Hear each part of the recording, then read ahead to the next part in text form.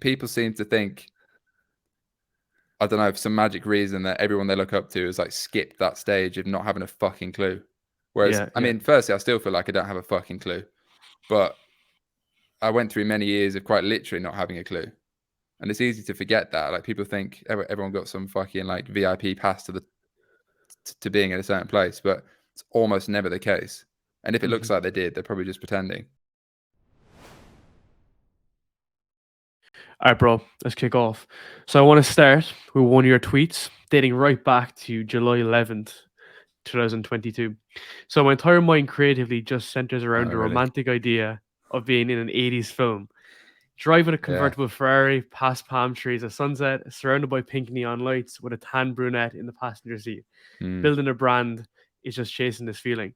So taken from that, which happened 6 months ago, to what you've released now with the movie, with everything, like, you were literally speaking that into existence. Like, what's the feeling for that? Yeah, that's quite a funny tweet, because I feel like that's how my mind works. I'm definitely a creative first, figured out a bit of the business side second, which I think is probably not like most entrepreneurs. It's probably the other way around, where most of them never really get the creative side. Whereas I've always just been like, I feel most excited when like making films and shit, and I've got obviously fucking a billion pink lights in like my flat. I actually don't understand why the average person doesn't have pink lights in their home. I don't get it. Why do you want to sit in just white light? I physically don't understand it. Maybe it's a genetic defect or some shit that I have. But anyway, so yeah, I've always just been into that aesthetic, which is probably evident in like the brand movies and so on that I've made. I mean, that sort of situation has kind of happened in real life as well. I'm very into brunettes. Every girl in all the fucking ads that we put out has a certain look. One of them became a Where do you real pick them thing. from? Usually Instagram or something. But Yeah. yeah, I feel like my entire life I've just been trying to create things that feel like a movie, or I guess as recently quite literally is a movie. I don't know. That tweet is just the way my brain works, and a lot of people probably think that's like cringe or whatever, but yeah, I don't know. Not at all, man. That's what gets Man, me most excited. it's only like cringe if you like let it be. Like, one of my mates said it to me before. He was like, if you think like what you do is sick and you just live it, embody it, then it just becomes it. So the fact that like you're sitting in your fucking room with a pink light, like, that's like the brand that I associate like Matt with, and that just becomes like a Yeah. reality. And like that by extension is sick, which works really good with space goods and everything you do. It's like that light or that color like works with your Exactly. shit. Pink and blue is like, they're like, which is why I've done a blue product as of, the one we released, the pink and blue. That's like the whole, I just love that color combo. What about like the 80s vibe? Like, where does that come from? The only reference I see from that, man, is like fucking Grand Theft Auto. Was it Grand Theft Auto Vice City? That's like the only like Yeah, I mean, I don't know. example. I've always been something about like the synthwave 80s sort of aesthetic, like Miami Vice vibes or whatever. I've always just been into that. Like, this poster behind me, I designed like 6 years ago, and I just started using them in like the movies and shit recently. I've got the one that's on the podcast, like Always Think Big, with that Ferrari Testarossa. I don't know where that comes from. Maybe I should have been born in a different decade. I've just always loved that sound and look and feel, which obviously comes through in like the way I've done a lot of the branding. I like other aesthetics as well, but that's the one that's always felt most unique to me. And I feel like most people don't necessarily like that and think it's a bit outdated or whatever. But yeah, I just, pink lights and synth at nighttime has always just been, I don't know, I just feel drawn to it more than anything. That's sick, man. It's like relaxing to a degree if you think about it. Like, it's just kind of like, that's like the vibe. Yeah, exactly. I've always been into it. I just love that whole feeling. So when you launched your new product on Monday, what was like the preparation that goes into it, even with the movie, in addition to everything? Like, what was the kind of idea you were going for? Yeah, I mean, I probably, honestly, I feel like I probably rushed that product because I was so keen to get another SKU out into the world. Because I launched Rainbow Dust like 9 months ago, which was like this mad idea, and I thought it was certainly the most unique supplement I'd seen for a long time, which is obviously why I made it, because I wanted it to be nothing like everyone else. And then I was like, oh fuck, we should probably do the opposite, which is a nighttime product. And then it just obviously was going to be called Dream Dust. It's like, what else? Obviously, yeah. So like product development is like the longest part of that. That takes like months. So like it's just so painfully slow in like the whole supplement space. As I've quickly learned, being only in this industry for like a year now. So yeah, that takes a long time. I guess actually production of product takes a fucking long time. It took like 5 months to make this product, which is just ridiculous. It should have taken like 2. But I suppose yeah, the bit I get most excited about, like I said, is like the aesthetic, the branding, the movie idea. Kind of like the first sort of short movie we did, which is like 3 minutes long originally. That was just like an off the cuff idea. I was like, fuck it, let's just do like a product promo video, but just make it 80s because why not? And then after that first one, I thought, all right, fuck it, let's do an even longer one, and I'm going to feature in it myself and just make it basically a very self-indulgent creative outlet, which references like my entire past life and loads of things. And like, there's actually a ridiculous amount of like real life references in that movie. So one of the Really? ones, well, the most, the most tangible one probably is the girl that's speaking right at the start. So when it's like a phone call, that word for word is a real text I had from a girl that I No was way. into. So yeah, I mean, I don't know if she's noticed that yet, but she was the girl That's from the original movie in real life. So yeah, it's just fuck, funny man. because it all links. And maybe in the third movie, I don't know, there'd be someone else, whatever. But yeah, because I also just have got to the point where I don't give a single fuck what anyone thinks, if it's cringe or whatever. Like I'm taking the piss out of myself. Like no one has anything on me because I've already said it. Yeah, I'm a Yeah, fucking hopeless romantic cunt. That's just yeah, who I yeah. am. I'm not going to try and be this G like all these Mhm, money Twitter dons do. Granted, a bit of me is that because I mhm. fucking train hard in the gym and I back myself in physical endeavors or whatever it is. But I'm also not afraid to admit that I fucking listened to the 1975 and probably like reflect on like girls that are no longer in my life with my pink lights. So that's just me, and I've definitely got to the point where I just don't give a fuck. So How that's do why you I think that featured in the happened? movie. How do you think that Um, happened? I think it's a few things. I think originally it's like actually just proving to yourself that you can do shit. So like when I built businesses in the past, and probably more relevantly when my previous business fucked up and then I bounced back from that. So like Mhm, I lost a lot of confidence, but then I proved to myself that I can do it again. I actually think most people probably couldn't do it again because they've never actually faced much adversity. And mhm. again, I reference like money Twitter, but I think the whole culture is, oh, I'm winning all the time and my life is perfect and I'm better than you. And the reality is a lot of these dons I don't think will be around in like 2 or 3 years because they'll have fucking blown all their crypto on some stupid Cartier watch and they've not built anything long term. Do you know what I mean? Yeah. There's a few characters I'm thinking of, but it's that whole sort of guru space where it's very Yeah. disingenuous and people just fronting. And I feel like my personal brand, inverted commas, is just the opposite of that because it literally just is the truth, at least from my perspective. So yeah, I think I got to the point where I just didn't give a fuck. And I was like, well, things can go so wrong. I may as well just try and enjoy the fucking process. And I also know as well that I'm credible. I've actually proven I can do stuff. Granted, I've got a very long way to go, but Mhm, I don't know. Like I just got to probably the age in my life where I've got over that probably early to mid 20s feeling of like, oh, everyone's judging me. Like I really care what everyone thinks. Like now I just honestly don't. I probably care what 1 or 2 girls think a little bit, but mhm. even then it's like I may as well just fucking do what I'm gonna do instead of trying to, I don't know, come across like this character that maybe a lot of people try and do. Because like who else is going to feature in a movie where like I'm a shit actor? Do you know what I mean? Like there's Yeah, an yeah, yeah. element of just it is a bit of a piss take because it's just funny. Like I'm featuring in a movie about a product that's referencing a girl from my past and shit. It's like the Mhm, ultimate cringe fest. But I mhm. think most people get that it's just a bit of fun.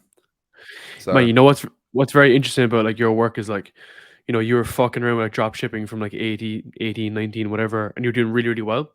And then when all the shit happened to you with Neon Beach and you had all that kind of adversity, the fact that you came back from that, that's like really admirable to me. Like that's like probably the most admirable thing that like I could possibly think of, probably making probably more than a fucking Ferrari.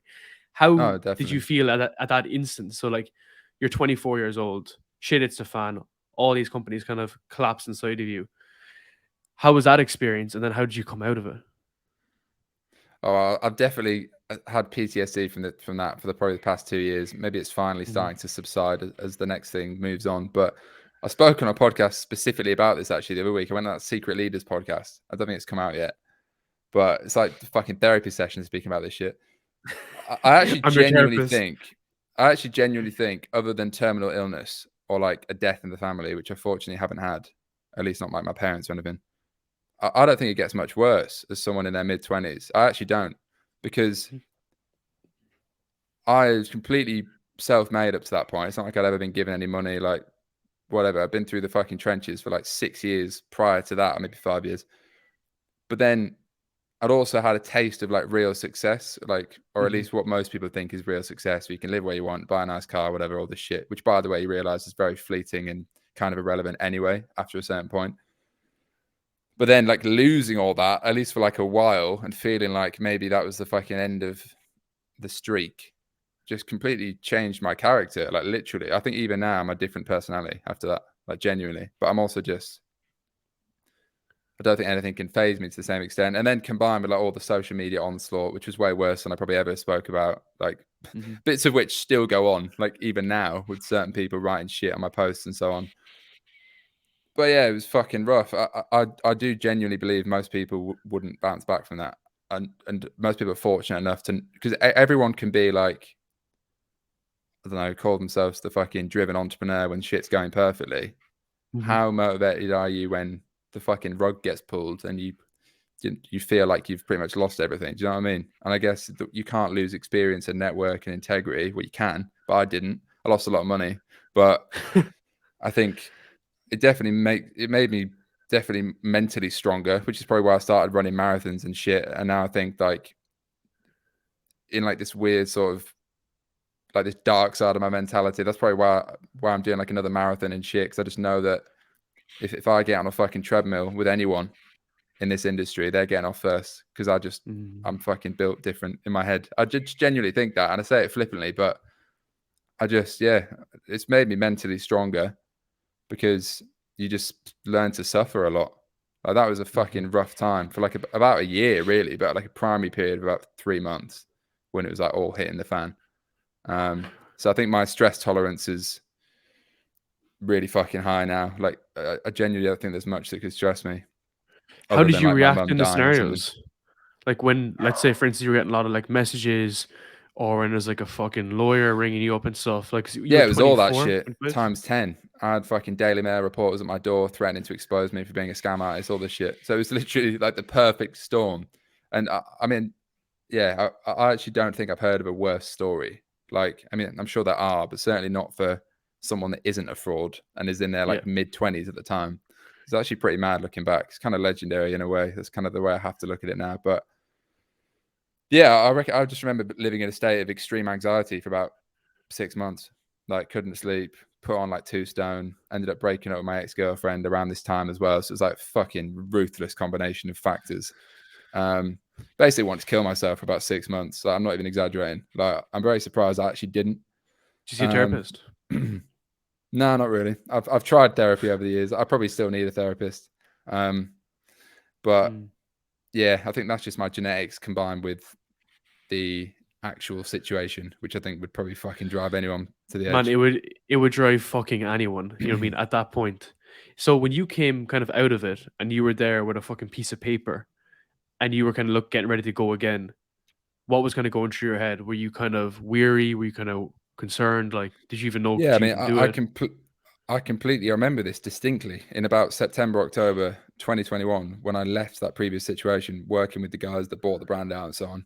I literally went back to a blank piece of paper, which was a very weird feeling because I completely lost my confidence, to be honest. Like, I didn't feel like the same person at all. Whereas previously in my early 20s, I felt like a winner and like things were going well and I'd started to see some success, all that shit. I literally became like a shadow of my former self. It was I literally have a video on my phone. I don't know if I'll ever post it from October 2021 of me like fucking crying or some shit, speaking to my phone saying this is like rock bottom, but I either fucking give up and top myself or I fucking build the next thing and become legendary, or at least try and become legendary by building something much bigger. So, and it's like kind of funny to look back on now because I'm not in that position anymore, but I know the amount of fucking suffering I went through mentally and privately just through that period. I mean, I don't even think any of my close mates could comprehend what that felt like. And there's probably a bit of me right now that resents the fact that happened to me, and that there definitely is. but it fucking happened. So I have to try and use it as a positive. And now I can see elements of the, it being a good thing, because I think the space I'm in now is way, way better. And I think when I eventually fucking get it right, I feel like I'll really fucking deserve it. Um, and it's starting to go right, because, yeah, I mean, I think, and now I've gained, I guess, confidence again, because I've known that I can do it from scratch again, and from like a mental shit place.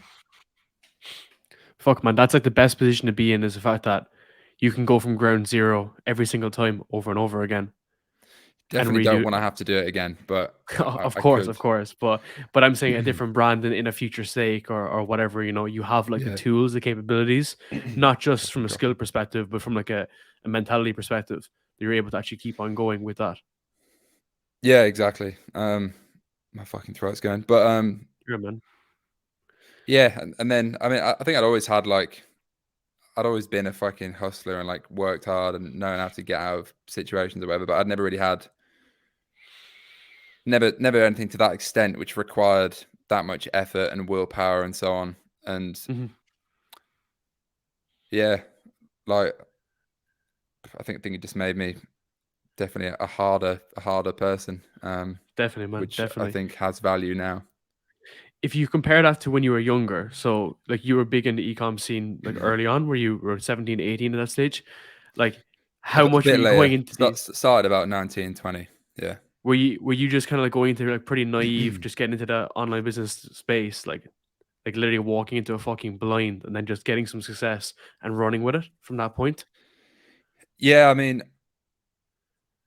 I think people will do something for like 6 months and then think they'll look at me or my mates, whatever, and say, "Oh, why is it working for you?" I literally was doing stuff in the e-com space for probably like 3 years before I ever even made a penny. Yet people fucking complain when they've been doing TikTok dropshipping for a week and they're not a millionaire yet, which I think is the problem. Because now it's become cool to be in e-commerce. I was doing e-commerce in 2014 when no one knew what the fuck Shopify was. Do you know what I mean? But no one knew Like, what e-commerce was. yeah, and also I feel like now, and it's probably because of all the social media fluff. I look at people now and think, fucking hell, they've been doing this a year and they're making probably more money than I am right now, and I've been doing this shit 7 years.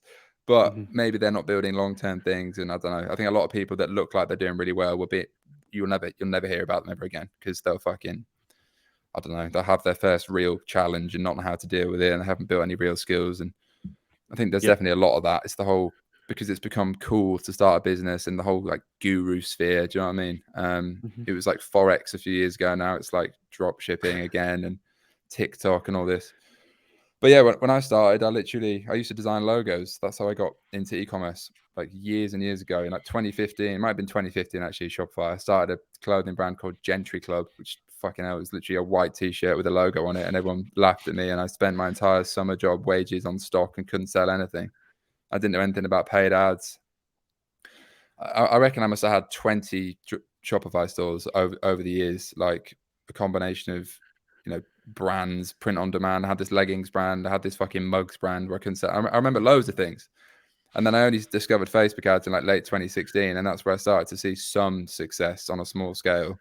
And then kind of went from there. But even up to that point, it was like probably 2 years before I even like literally had a sale beyond like my friends.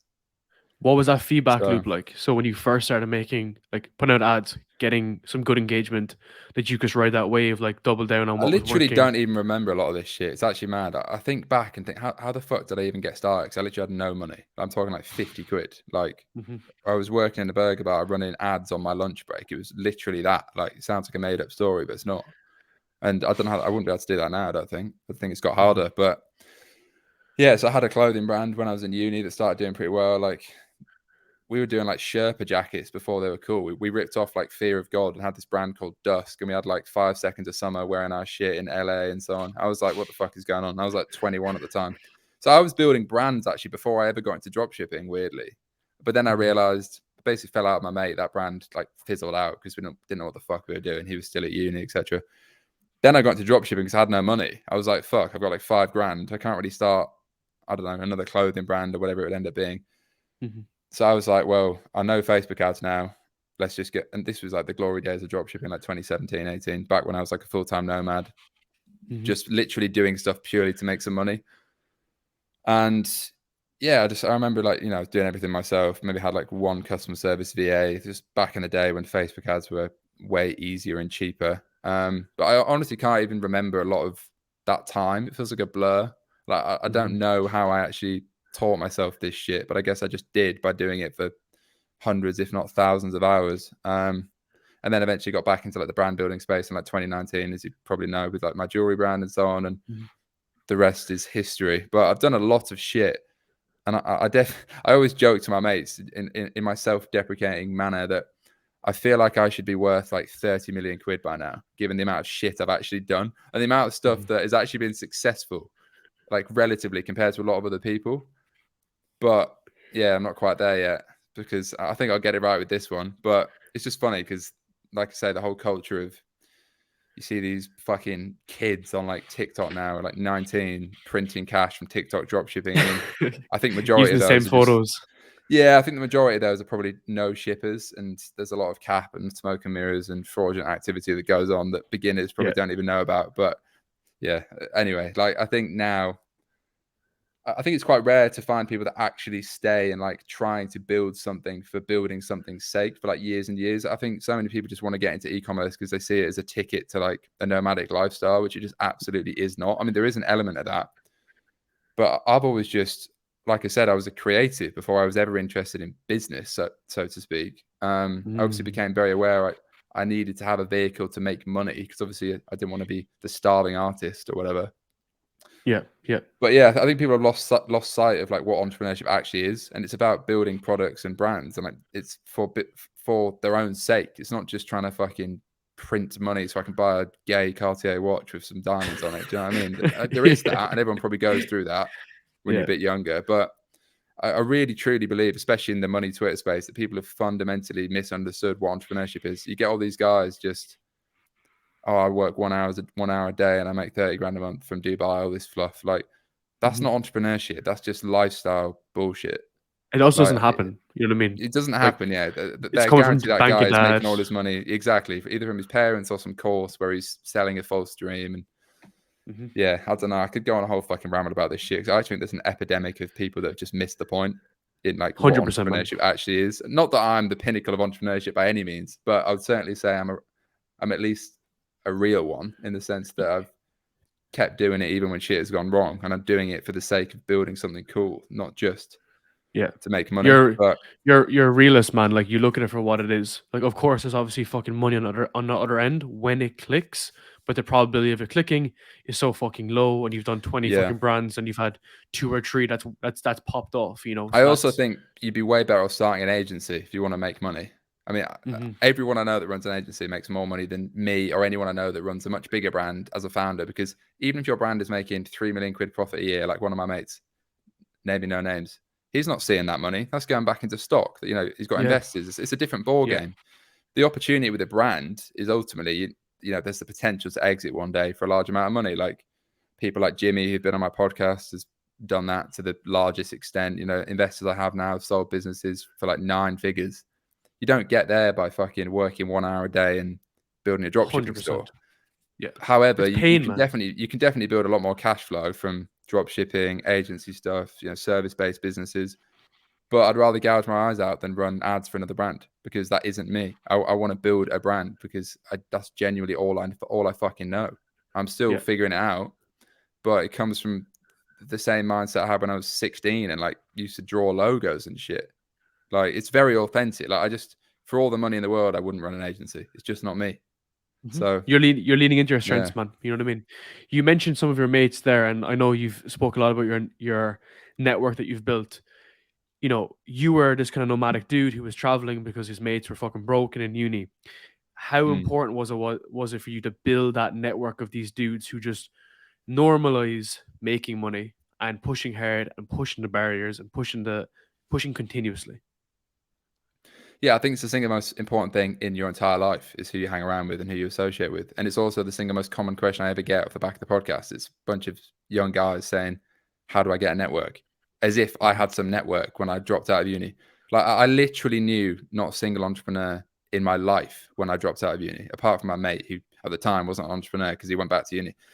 So I literally, I went traveling Europe by myself in 2017, like, and stayed in some fucking hostel, like literally doing dropshipping ads. I documented a lot of this shit on my YouTube, and it's kind of funny looking back. Sick. So I don't think I'd do that now, but maybe I was more, I don't know, just more loose back then, which I definitely was. And then I took a one-way economy ticket to an event in Singapore in 2017 called the Ecommerce World Summit, which again, looking back, was a fucking laughable event. It was a bunch of drop shippers and whatever, but Where was it? no, it was in the Marina Bay Sands or something. I don't know. Really sick. But this was September 17 or October 17, so around then. And that was the first time I'd literally ever met other entrepreneurs in my life. And I became friends with a lot of them. That led me into going to Bali for the first time and blah, blah, blah. The rest is history. But quite literally, the butterfly effect of that event, if I'd never gone, I mean, I'm sure I would have gone to another one, but that was the first step. And people have this misconception that I grew up knowing loads of entrepreneurs. I didn't know a single fucking one. No one in my family, no one at school, no one at uni. So I said, fuck this. I'm going to go make my own connections, I suppose. And maybe I didn't even think like that. I probably just thought I just want to go abroad because this is shit being in the UK and not knowing anyone. Yeah.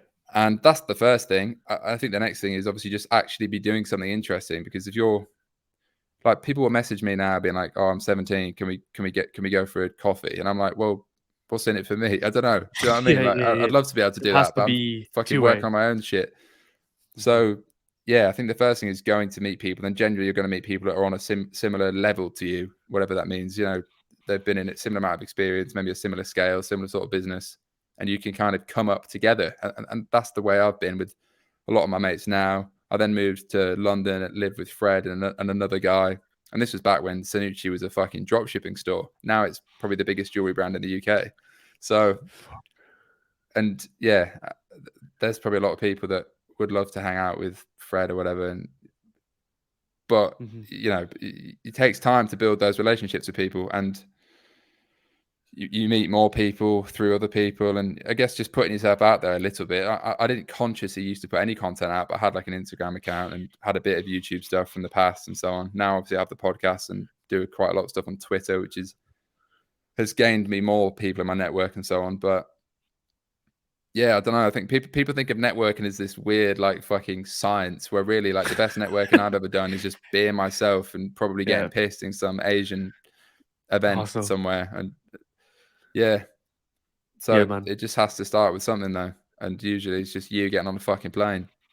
100%, man. And I think, like, if people are stuck at home as well, I think starting a fucking podcast is a great idea in this, man, because the beauty of it is, like, say the 17-year-old who wants to go for coffee with you, if he's young and hasn't a fucking clue about ecom, he could start an ecom podcast as the novice and try to kind of like level up that process. And like maybe one day you go on a show because, like, I don't know, he's had other guests and shit like this. So that person can elevate really easily. It's just like a means to do it.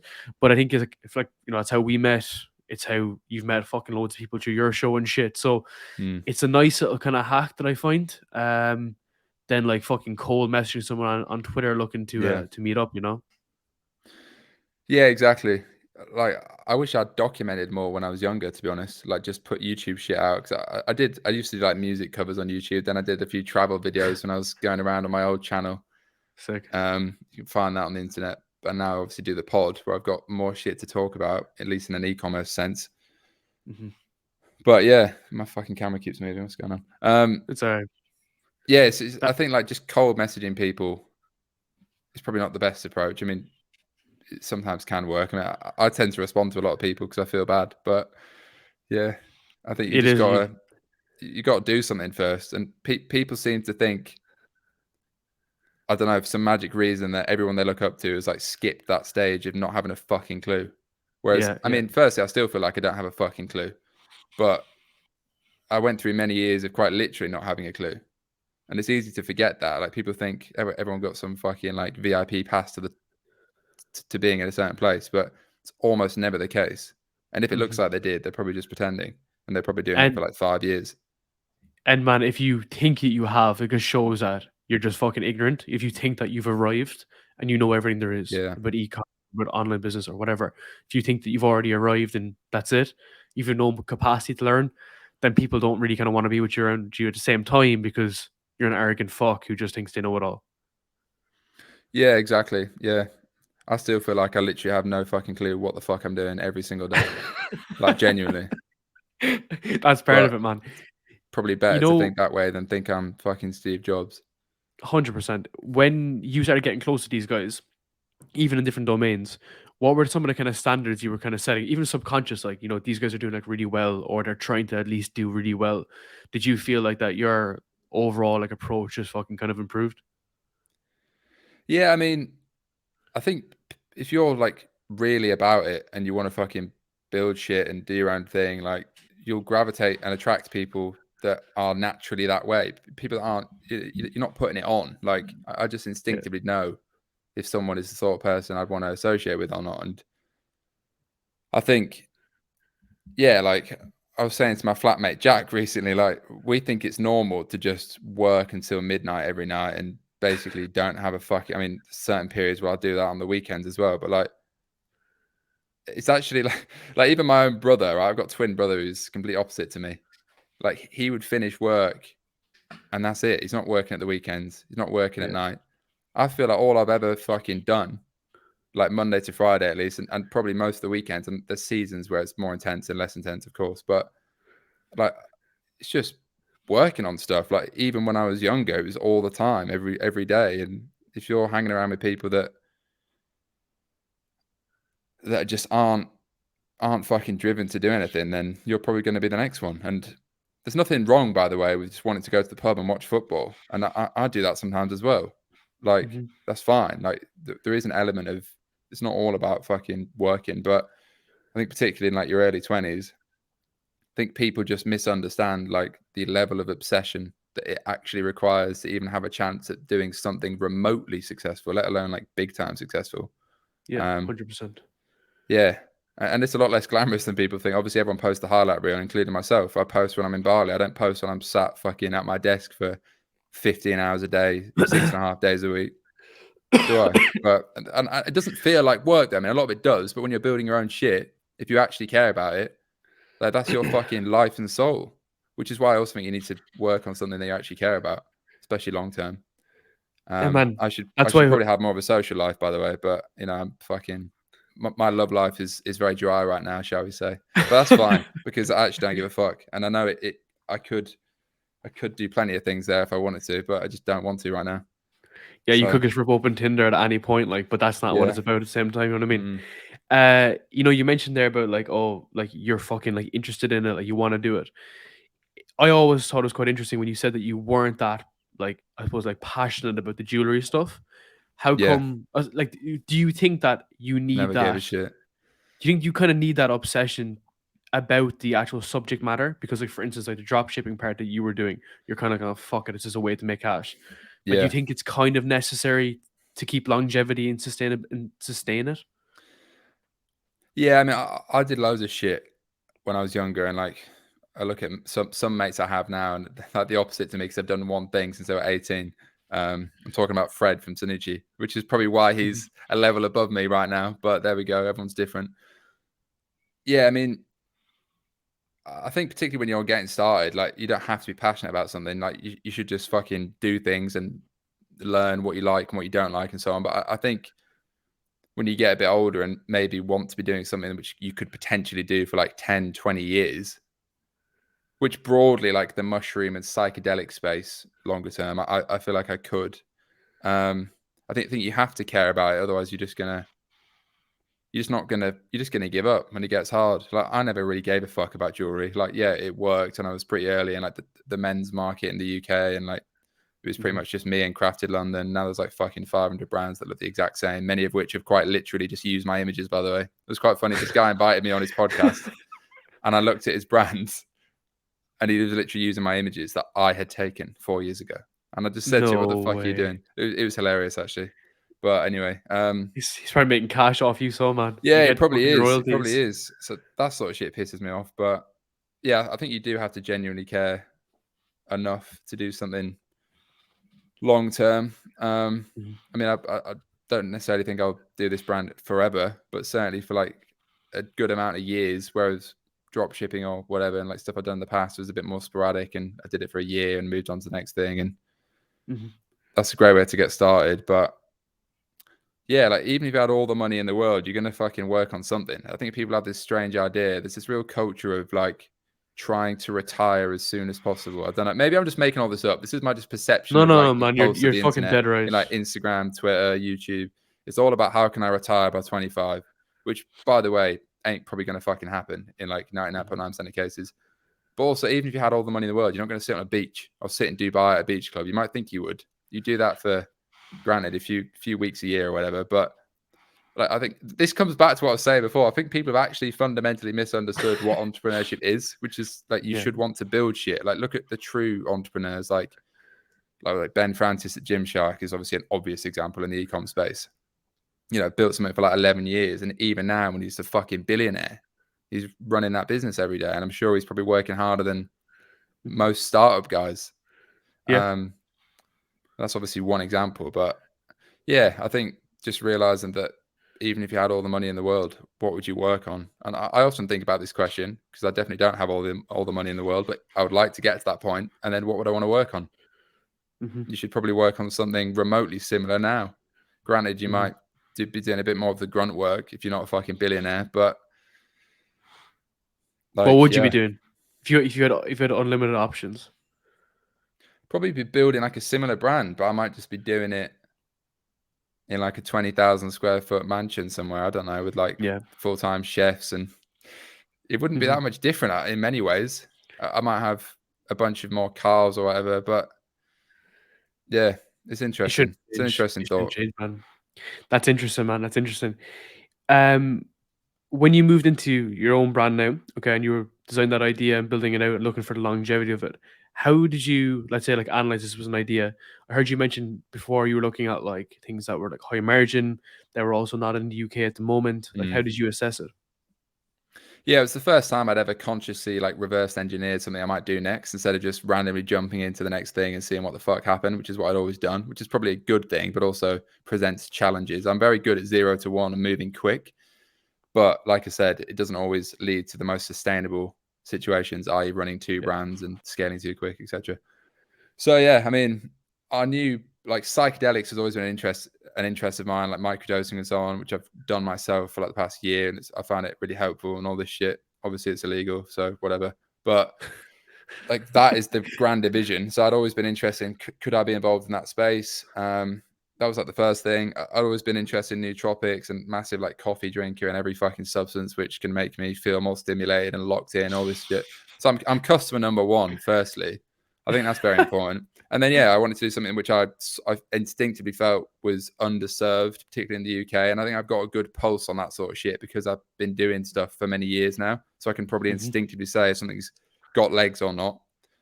And obviously, there's plenty of other things I could have done that probably would have worked as well. But this felt most like a combination of shit I'm interested in, stuff that has an opportunity, and stuff that also could potentially be very, very big. Mhm. And yeah, like it's always mad looking back at when something was purely an idea, when it's now not an idea and it's actually a real thing, because you don't at the time you didn't know what would happen next, and now I can't revert back to the feeling of not knowing because now I know. Do you know what I mean? It's like I Mhm. always think about the future and think I don't know what the future will be, but when it's there, I'll know what it is. Do you know what I mean? Like some Yeah. weird shit like that. I sometimes just think it's kind of mad that the future doesn't exist, but when it does exist, it won't be the future. It'll have happened, Mhm. and yeah, I don't know. It's kind of because it is crazy to think this was just a fucking idea like a little over a year ago. Probably even more so than my previous ventures because this has felt the most bespoke and the most like innovative of me. And I'm not saying I've Mhm. changed the world, but I think, you know, it's a completely bespoke products. The branding, the packaging, everything is just thought up by me. It's not like I just white labeled an existing thing or, you know, just fucking jewelry, which looks the same as basically Yeah. every other brand. How did you So test yeah, the ingredients, man? Like, I did especially this on like this. myself. But how did you like? How did you know? So I know you did a bit of research into it, but like you don't come from a fucking chemistry background, do Well, you? yeah, exactly. So I literally did what any other entrepreneur should do. I Googled how the fuck do I make a supplement? That was literally it. And like when because I knew how to learn shit because I'd been, you know, I'd hustled before and created stuff. And it's a similar process. So I literally started with like, well, I was a consumer of a load of other brands. I started buying from everyone that I saw as a competitor and just trying it, writing down what they were using, what they were doing. That's what I would always recommend doing, by the way. I'm currently doing that for product number 3, which is on my fucking desk, which I'm not going to show you, but I've got a few different brands in that space, which I've been trialing and getting way too caffeinated from. And then I found a supplier because I was very conscious that I didn't know what the fuck I was doing. I didn't want to go to China and make something, which I probably could have done, maybe slightly cheaper. So I wanted to make it in the UK. And yeah, obviously I have experience working with suppliers and building those relationships, and I knew what to look for and how to go through that process, and obviously like early sampling and so on. And then as well, just a lot of research. Like I've just built like a spreadsheet and started like studying all these ingredients and learning about them. I still probably don't know as much as I maybe should, but I just came at it from, this is what I want to make. How do we make it? And then we made it. And obviously you need a bit of money and knowledge to do that. But yeah, definitely wouldn't recommend starting a supplement brand if it's your first ever like e-commerce thing, because you're probably going to fucking lose a lot of money and crash and burn, which could still happen to me. But well, yeah, you're much further ahead than fucking the average fucking Joe. You remind me of Jordan that you had on your podcast. You know, he did a supplement brand at 14 and gave like a fucking kid a heart attack in the gym. Yeah, exactly. I was conscious of trying not to do that. And I mean, even since I launched, I've learned a fuckload about the industry and like rules and what you can and can't do and the problems and so on, which will always be the case. But I was very conscious of, even though I was going into something new, I wanted to move as quick as I possibly could. So I actually felt like I rushed the first product, which didn't end up badly because it went down really well. But I would much rather get something which is 80% there to market today than try and get it perfect and spend a year fanning around not having any actual customers, because ideas are worthless. You need to just get it in the market and start getting feedback, because that's the only way to improve and actually know if you've got anything viable. How important has it been for you to like execute really quickly over the years? Yeah, I think I've always been very good at that. Like I said, I mean, maybe a bit randomly in the past where I didn't necessarily think things through as much, but I think moving quick, as long as you're not doing anything particularly stupid, is always the way to go, especially if you're with something new and you haven't even got it to market yet. I think you should always get, like I said, a version 1 to market is better than a perfect version that sits on a fucking shelf, because how do you know it's good until customers are taking it or using it? Of course, man. You know, so with your, even the first one or the second product you're bringing out now at the moment, like, why does it take so long to test it? But why does it take so long to test it though, and everything? Well, there's like 2 parts. There's 2 parts to a supplement. I mean, there's the product development phase, which is like idea, sampling, getting it right. I mean, that just takes time because every fucking round of samples takes like a month and all this shit. And then the longest part is just production. Like this took like 24 weeks to produce in bulk, which is ludicrous because one of the ingredients had like a global shortfall, and it's just a nightmare. I mean, that's supply chain and stock management in any e-commerce business, if you're not drop shipping, is completely fucking nightmare anyway. But it was the first time I'd obviously built a consumable. Well, this product was the second time, but yeah, I learned a lot about that process. But yeah, it's just slow. I mean, almost everything, I think, building any brand is slower than you'd like, but particularly with like sampling and products and so on. Yeah. But I think the longer it takes, the less competition you generally have, and the barrier to entry is quite high, I think, compared to a lot of things that you can't just go on Alibaba and drop ship it. Do you know what I mean? Yeah, of course. Because it's completely bespoke, and yeah, that's why it takes a while. But you have to be patient, which I'm not very patient. You've gone a different route this time though with investors. So are you raising Series A or Series B now? Well, yeah. So I raised like £500,000 pre-launch off just angels and friends, which I probably make that sound very easy to do. It's not easy to do. It's just I obviously had a track record and a lot of wealthy friends, basically. It's not like I could have done that when I was 19. I would have been fucking laughed out of the room. So I did that for 2 reasons. Like, well, one reason mainly, I mean, like I still had some money I could have started the business with. Obviously, more money is always better. But the main logic was I didn't want to be the only shareholder ever again, because the one thing I took from the previous business was A, it's lonely as fuck when shit goes wrong, but B, I was very conscious of what I didn't know and the fact that I should actually probably bring in some guidance from day one. And granted, I have like 11 angel investors right now. Like most of them, I bet, they're not remotely involved, but like 2 or 3 of them, we have like a weekly call. Particularly one of them I speak to like daily on WhatsApp anyway, because he's like a mate and he's literally been there and done that. And that's Ginny with Hairburst. So it's just invaluable having that advice. And yeah, it means I got smaller. I don't own 100% of the business, but if I own in 5 years' time, I'd rather own even 20% of a fucking much bigger business. Not that I want to go that low, but you get the idea. Like a smaller slice of a much bigger pie potentially. So yeah, did that. Currently doing another round right now, which doesn't actually need to happen, to be honest. I've done like a quarter of it.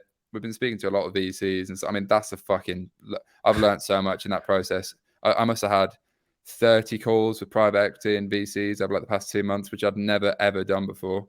Did you have the pink lights with you? Yeah, I mean, because this is who I am. So if they're not into the pink lights, then we're not going to work together.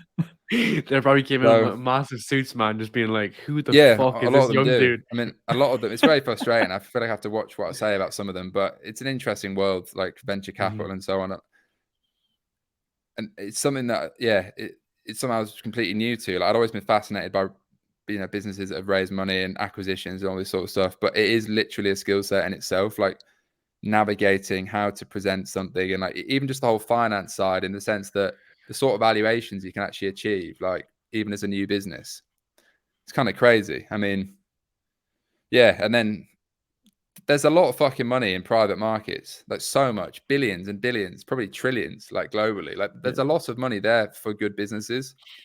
It's very hard to be viewed as a good business. Like they have very, very, very high standards. And like I've had a lot of these guys say no to me, but it's been useful feedback. And like certain things, like one thing that's come up from people that have rejected the business is A, it's probably a bit early, but B, like I haven't got a formal team yet, to the extent that they would like. So that's one thing. They would like more scientific proof behind the product, all this sort of shit, which is obviously stuff I'd thought about. And it's stuff that just isn't possible to have had this soon, because it's 9 months in and I'm not going to have a fucking CEO and a C-suite at this stage, am I? Because it's just not financially viable. But yeah, like it's a long game of planting seeds, and like a lot of funds that I've spoken to have said no now, but it's probably highly likely we'll speak again in the next year, and maybe the business will be in a much better place by then, because obviously we'll have a year's more data, which makes them more comfortable. I'm also going through due diligence with like 5 different funds right now as we speak, which is also a painfully slow process in itself, because every fucking bit of data is just analyzed and scrutinized, and they want to see everything, which of course they do, and it makes it a better business anyway, because every bit of feedback they give is, I'm literally like writing all this shit down and thinking, well, how can we make it better for X, Y, Z? And yeah, so I'm going through that process. It's a bit up in the air right now. I don't really know what we're gonna. I also think it might actually be too soon to like. You're basically getting on a treadmill when you do a deal with a VC, because there's kind of like a ticking time bomb because they want a return. And it gets a lot more complicated when you start taking institutional money, which I've learned. It's very different with angel investors who are just giving you money and that's kind of it. Yeah. With like a VC, they'll want a liquidation preference and all this shit, which I didn't know anything about before, which means like if the business doesn't go perfectly, they might have only owned 10%, but if it was to go wrong, they own 100%, all this sort of shit. So it's a lot of factors to think about, but then at the same time, a lot more capital is just more fuel on the fire. And obviously you can raise debt facilities and so on, which I've already done, by the way, with like Wayflow, I've got an Amex card, all that shit.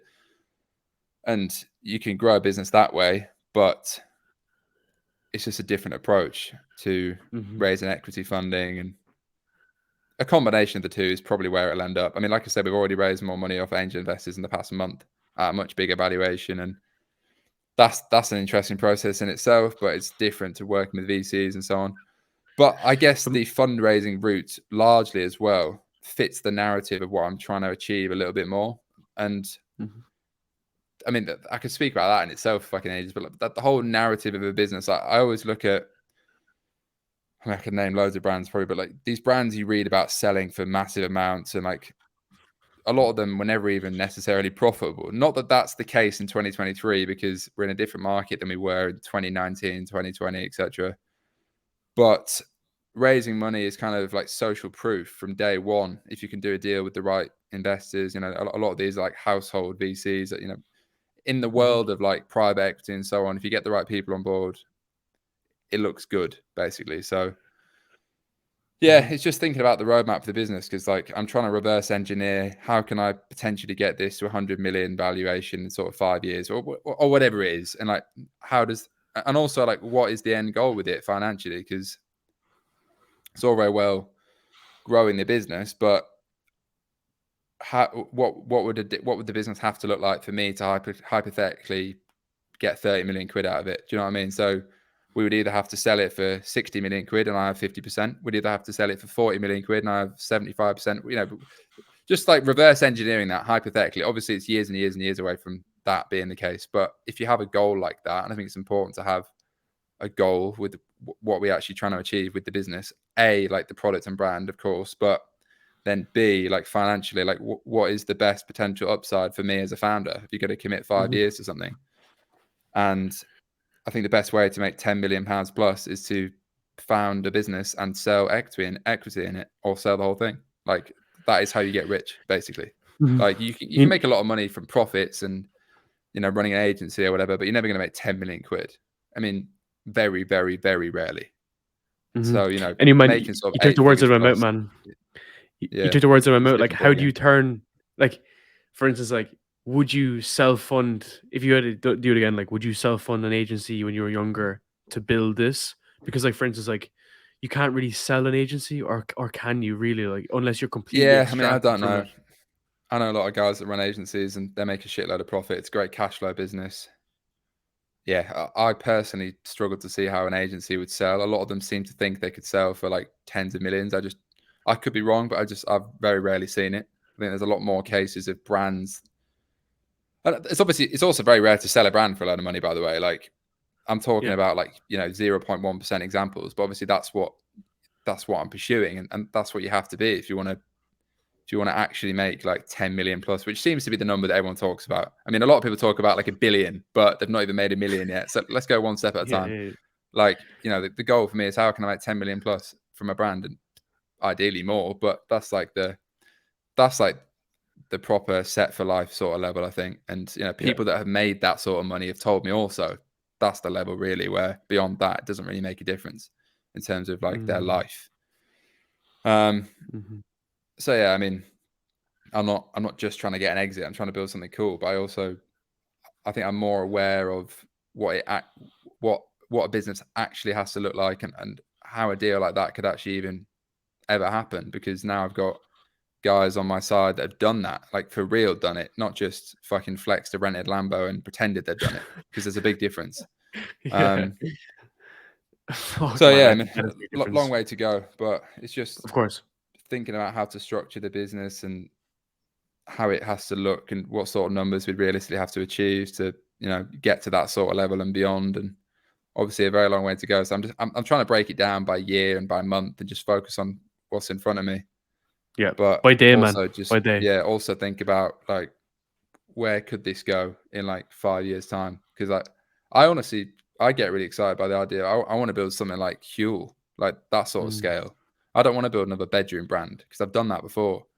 And I just genuinely believe that I'm capable of doing it, which is probably incredibly arrogant or whatever. But I think you have to have that sort of blind self-belief. And I also don't think it's blind, because I think I'm competent enough to do it. And especially with the advice I have around me now, and the vehicle that I'm in, because I genuinely believe in this market more than anything else, especially long term. So anyway, I'm fucking rambling, but Not at all, man. Not at all. that's what I'm trying to do. The main thing is that you're building the right foundations instead of just scrambling in a couple of years' time and having a fucking balance sheet that's like on a Google Drive, Yeah, randomly that you yeah, you that's what I can't used to follow, have. like, that's literally how Yeah, most businesses are built. Um, yeah, definitely got more structure in place this time. that's because you're just more mature with it, I guess. As Well, time goes on. exactly, yeah, and I learned the hard way by not having that in the past, the Exactly, very man. hard way. You have recently also fucking smashed out a marathon, right? How the fuck did you go from being like 2 stone overweight to coming Yeah. back and running like is a sub 3 hour marathon? Yeah, I ran a 252 and I'm 87 kilos. So to be fair, that's pretty You're fucking quick. 87. So it's not like I'm a runner's build. Like, I know people that are 70 kilos that couldn't do sub 3 and they go to running clubs and shit. What height are you? So yeah, I mean, I'm 6'3", Oh so really? I'm pretty big. Yeah. I didn't realize you were so tall. Fuck Yeah, no. so like the story with that was I spent like 8 years as a teenager big into rowing. So I was like twice national champion rower. Like I know how to train. I think I've probably got a level of genetic gift when it comes to like endurance sports or whatever. Not like fucking unicorn or whatever, but like definitely in the top sort of 5% as a baseline. And I had a history of training hard with all that. And then, you know, in my early 20s, when I wasn't rowing, I was focused on e-commerce, just going to the gym and doing what everyone else does, just trying to just fucking look good. And Good no, idea. like, no routine, like just going to lift fucking weights and whatever, training chest every day, you know, the classic. And then I got a bit bored of that. And then I found myself after like COVID and this breakup and the business situation, I was like, oh, I don't look too good. I got up to like 100 kg, which is about 2 stone heavier than I am now. I wasn't like crazy fat, but looking back compared to what I have been recently, like I got pretty fucking shredded recently. Like, so it's a big difference. And then I used to be really good at cross country when I was younger. Like I used to win, like beat everyone at school by like a minute in like 10-minute races, just because I was training at rowing. I never considered myself a runner, but I was really fucking fit, whereas most people aren't because they don't train. And then yeah, like about a year ago, I think I went on like a 5K run. But I just in my head, I just wasn't a runner. I was like, nah, I haven't got the build. It's complete bollocks looking back. I just convinced myself I couldn't run. But I'm talking like, I think when I did a 5K run like a year ago, I would have been like 25 minutes plus, like fucking slow. And like my legs would be in agony for like a week if I did any run. But then I was like, all right, let's just fucking try it again. Let's just go again. And for some reason, I started doing it like regularly. And then I was like, oh, I'm getting actually really fucking quick here. And I got shredded. Like in summer, I was in probably the best shape I've ever been in. Fuck man. Probably better shape than I see most like professional athletes in, honestly. Like, I just looked aesthetically really good. And I was like, all right, something's working. But I was still going to the gym, lifting weights every day, and I still do. So I just kind of became this like hybrid approach to training. And then I got down to like a 17-minute 5K, and people were like, what the fuck? That's really quick. 17 minute, man. And then I was like, all right, because I wasn't even doing long runs. I was just like sprinting. Didn't know how to train, basically. I was just like Chad training, if you like. Bought the fucking fancy Vaporfly trainers, which you're not meant to train in, all this shit. And then I was just like, wow, I'm actually pretty quick. I seem to be quicker than like anyone I know, even people that I thought were good at running. And anyway, then I was like, I like the idea of like just challenges. And I suppose part of like, I don't know, trying to build back up again. I was like, oh, wouldn't it be, let's just do a fucking marathon, because I never thought I could do that. Like I didn't even think I could do a 10K run previously. And then everyone said, oh, like for some reason I found sub 3 on the internet, and that was like kind of elite level for like, you know, your everyday runner. And then people were telling me there's no fucking way you can do a sub 3. Like you're too heavy, all this shit. I was like, all right, fucking watch me. So I'm going to do a sub 3. So I'd never even done a long run. And then I put on Twitter I was going to run sub 3 like 3 months before the marathon. And then, yeah, I just trained a lot and became a bit of a fucking Goggins sort of mindset. And I started running like 100K a week. And then, yeah, my first ever run over 30K, bearing in mind a marathon's 42.2, was the marathon. So I'd never even run over 30K. So even on marathon day, I thought, have I underestimated this? Jesus But then Christ, man. I ended up the last 10K in my marathon, I did like 38 minutes, which was fucking mad. So yeah, I just went to a dark place. I was like, fuck everyone that says I can't do it. I'm very, very driven by, don't know, just like creating an enemy in my head and trying to prove people wrong and all this sort of shit. And then it just became like this project that I was like tweeting about, and now I'm training for another one. I'm trying to go like way quicker, and I don't know. It's just become this thing. So now I'm a bit of a unit. So now I'm just doing like a lot of CrossFit as well as running, as well as weight training. It's like this hybrid approach. So sick, man. Yeah, it's become. Do you think you'll could you do an ultra marathon? Yeah, well, I'm doing a 24-hour race in like June, which I haven't really spoke about. So I've signed up to that. I think it's like a group thing. So I don't know if you actually run for 24 hours, but you are running as part of a group for 24 hours. So I think it's like 70K each or something. So it's definitely an ultra. So yeah, I signed up to that. Don't know, somewhere in Bolton or some bullshit. My brother signed up for it because he did an Ironman, but I'm not really keen on an Ironman. Yeah. And then I smashed his marathon by like an hour. So I just thought I'd stick to the marathons. So yeah, I'm doing London again in like 3 months' time. So I mean, it's hard. It's not as exciting because I've already done one. But a bit of me was just like, fuck it, we got to go quicker. Yeah. So I'm I doing get it you. with the intent to go quicker again. Bit of a pointless pursuit, really, because it's very lonely and it's very painful. But I quite like Not at it all, man. because it just builds resilience. How much do you think that's benefited your work? Yeah, honestly, like when I finished the marathon in October, I literally said to myself, fuck doing like running again. I can't be arsed. Like, I'm done with it now, especially marathons, because it was so difficult. And like I've never been in so much pain in my life. But I also really, really enjoyed the pain deep down. And like it was such a nice feeling. Like, Mhm. I don't know, like when you put a lot of work into something. And I think having a physical endeavor that's not on a screen is quite useful because it's way more, it's literally just me versus the fucking treadmill or the road. Do you know what I mean? Whereas obviously a business, there's a lot more factors. Obviously you can control what you can control, but it's less precise and less instantly like you don't see results as quickly. So yeah, I think, and then I realized that doing that had probably made me more disciplined in work and like just giving me a stronger mindset. And I was like, fuck it, let's do another one. So it got to like December and I'd taken like maybe a month and a bit off running or like properly running. And then I was like, all right, fuck it, I'm doing the next one. And then Man, like that's there's wild. just this voice in the back of my head that's it's like reading David Goggins' books got me going. And I was like, all right, fuck it. Now I want to do like I set a sub 2:48, which is a sub 4 minute pace marathon. Because my original goal was to do it's funny, I tweeted a year ago saying I want to run a sub 40 10K. I ended up getting that down to like 35.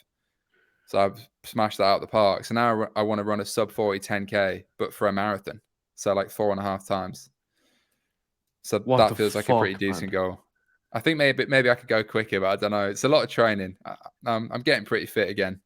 Yeah. Um, What what's the but type of yeah. running training you're doing? You're doing like 2 or 3 short runs and a long run a week? I mean, I actually bought this training program because previously, and this is why I was so kind of impressed in my own time because I literally had no training plan. I did not have a plan. I just went running every day, and then I ended up doing this really quick marathon. So yeah, I bought this training plan, which I'm not even following, so it's kind of pointless that I bought it. But yeah, I basically I run like 5 days a week. I do cardio 7 days a week, and then I'll do a long run on the weekends, which is like, well, it's getting up to like 30K now, and I'll push it right up to like 35, 40K. A full But pace. nah, so like the thing I learned from last year as well is basically all the training I did pre-summer, and I got really injured in the summer. I like fucking had such bad shin splints I couldn't run. This was right before the marathon. And then I realized I didn't know anything. I started just YouTubing like how the fuck to get quick and all the shit. Most of my training is just like fairly slow. That's how you get Mm. fit. It's really boring, but that is how you get fit for a marathon. I enjoy the quicker stuff more because I enjoy sprinting on a treadmill and I'm sprinting outside or whatever because it feels better. You get like the runner's high from a high heart rate and all that shit. Mm. But yeah, genuinely, it's a lot of time. I do a lot of incline treadmill work because it's less heavy on the knees, and I've changed my shoes, so I have like training shoes now. I'm not training in Vaporflies, which I never even realized are only designed for like race day. I used to just train in them every day, so I got through like 5 pairs in about 4 months. So yeah, but I mean, I'm not. I could probably go a lot quicker if I just did running, but I also want to be Mm. like aesthetically and shit. I want to be able to lift weights and do cross. I want to be like an overall beast, I guess, at least in my own head. So that's why I'm still doing a lot of weight training and shit. Yeah. So I'm trying to be really quick at marathoning, but also do it like aesthetically. I don't want to be one of these stick insects that can run like Yeah, Kipchoge or man. some shit. So 100%, man. You still yeah. want to be able to get girls at the weekend and still go out and do shit, you know what I mean? Yeah, and just know that I've got a fucking engine in my lungs. So Yeah. yeah, Yeah. I think it That's the feels good difference. to be fit because I think a lot of people also they look good, but they're actually very unfit. Whereas Yeah. I think it's important to have both. I mean, obviously, a lot of people just don't give a fuck about cardio, which is why they're unfit. If you don't do any cardio, Mhm. you're not going to have any aerobic capacity. But yeah, I think cardio feels good. You know, weights is like whatever, fucking loud music, testosterone. But Yeah, I yeah, yeah. definitely sleep better and feel better when I'm doing regular cardio. And I literally train 7 days a week now at the minute. I probably should take a day off because my legs are fucked. But yeah. Definitely, man. What do you eat? Yeah, so many people were asking me to do like a diet video and shit. Because when I started posting like rig pics and some of that, like, what the fuck? Um, I don't track calories or macros or any of that. I just basically eat healthy shit. Like a typical day is like I won't eat until like 2, 3.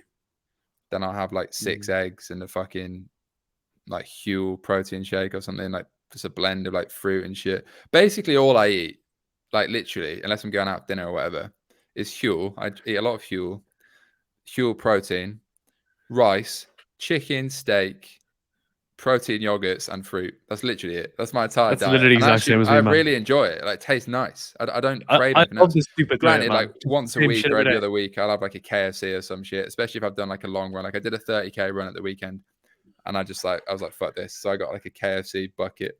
But when you're burning 3,000 calories in one session, you can kind of Yeah, justify that.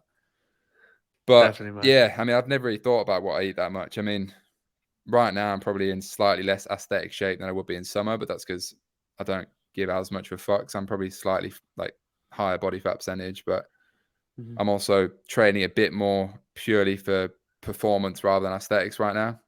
I still look good, but like in summer I'll dial it in a bit more, probably cut my carbs a little bit, be tanning on the balcony and shit.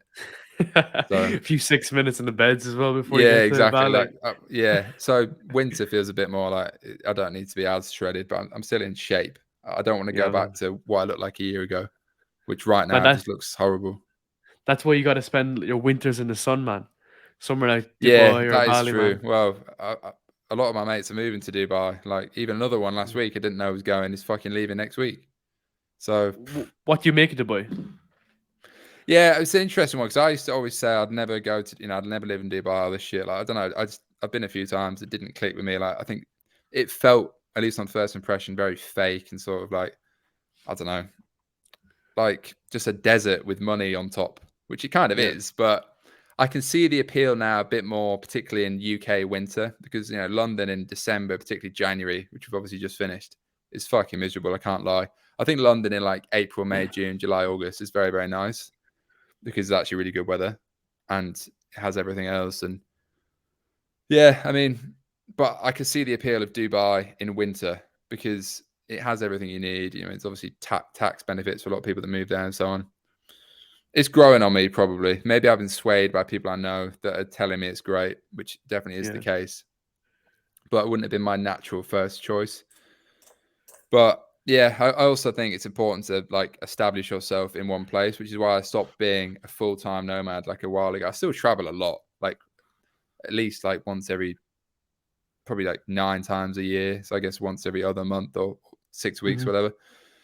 But I think London is a good base for me. I don't need to be here because my full team is remote. I could work anywhere, but I think if you want to build like a longer term business and definitely a bigger one, you are going to have to kind of pick somewhere to probably have as your foundation, even if that just means that everyone's fully remote, but your base is London, So Yeah. I've kind of picked London as my base and it has been for the past like 4 years. Um, I think it gets a lot of shit on like Twitter. Everyone's saying, "Oh, it's a dump now" and all this shit. But I don't know. Isn't everywhere a dump if you go to the shit places? So is Dubai. So is Bali. 100%. So is any city. You just Yeah. got to Yeah. go Yeah. to good places. And I don't know. I think having a network in a place is more important necessarily than how fancy the place you live in is. But if Yeah. you can have both, like fortunately I kind of do, then it's good. But yeah, it's not the nicest in January when it's fucking -5 and pissing rain. Yeah, But it's man. also not a bad time to just work. Yeah, you get your shit done instead of just like the issue with Dubaians, man, is like when you've so much distractions. There's just Yeah. always a party on. There's always a DJ playing. There's always I some mean, set there is on. everywhere though, right? I think it's just places like that because True. they're more new. They've attracted a newer crowd. New It's like when money. I go to Bali, like you can focus in Bali. I just don't because I'm not there that often. So when I Yeah. go, I'm fucking going out every night, which is not very sustainable. But you can also do Yeah. that in Yeah. London. Do you know what I mean? Yeah. So granted, there's more beach parties and so on in Dubai because it's always fucking hot. But yeah, I think it's just finding what works for you. Um, I wouldn't say no to maybe going to Dubai a bit more in maybe like next winter or whatever. I kind of missed the boat this winter, but Mhm. yeah, it's growing See on what the me, vibe shall we is. say? Yeah, exactly, Build your brand first and go off and do what you want. But man, exactly. appreciate this. It was fucking sick to connect. Really, really enjoyed it, man. And hopefully it was a bit different as well from your own perspective too. Yeah, so yeah, I could probably chat all day about loads of stuff, as you can probably I tell. know So we it's a lot could. of rambling. coming from up to my end. half 10 on my end, man. But next time you come out to Asia, if you fuck about in Bali or Singapore, we'll get a live session in. Yeah, definitely. Sounds good. Sounds sick, man.